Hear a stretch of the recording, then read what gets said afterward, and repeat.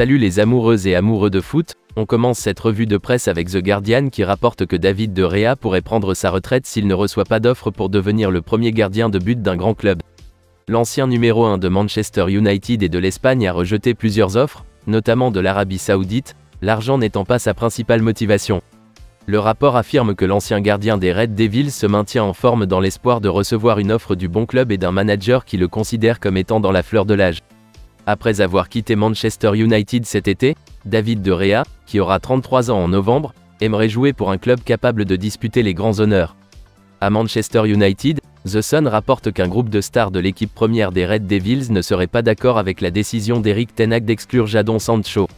Cette décision fait suite à des informations selon lesquelles un certain nombre de joueurs sont de plus en plus fatigués des critiques du Néerlandais, certains estimant qu'il a des favoris qu'il refuse d'écarter. Mais selon Talksport, la décision d'exiler Jadon Sancho n'a pas été bien accueillie par certains coéquipiers, qui pensent que Erik ten Hag fait une erreur en le laissant dans le froid. Par ailleurs, le Manchester Evening News affirme que les critiques d'Erik ten Hag suscitent désormais des grincements de dents dans le vestiaire. Certaines stars pensent qu'il a des favoris qui ne sont pas visés, alors que d'autres sont régulièrement inquiétés. Elles seraient également mécontentes de la manière dont Erik ten Hag a libéré David de Gea au cours de l'été. En Allemagne, le Daily Telegraph affirme que Jürgen Klopp aurait rejeté une offre pour prendre la tête de l'équipe d'Allemagne après le licenciement de Hansi Flick. Selon le rapport, Jürgen Klopp était le premier choix de la fédération allemande de football pour remplacer Hansi Flick, mais après avoir été approché au début du mois, il s'est retiré du poste car il s'est engagé avec le club du Merseyside jusqu'en 2026. Un sondage réalisé auprès des supporters allemands a fait de Jürgen Klopp le choix unanime du public et il a été sondé par la fédération allemande de football. Cette dernière n'a eu aucun doute quant à son indisponibilité. Julian Nagelsmann a donc signé un contrat jusqu'à la fin de l'Euro.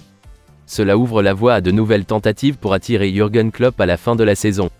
Toutefois, comme pour les tentatives précédentes, il est peu probable qu'elles soient fructueuses, car Jürgen Klopp se lance dans la reconstruction d'Anfield avec une relation solide avec la hiérarchie du club, le Fenway Sport Group.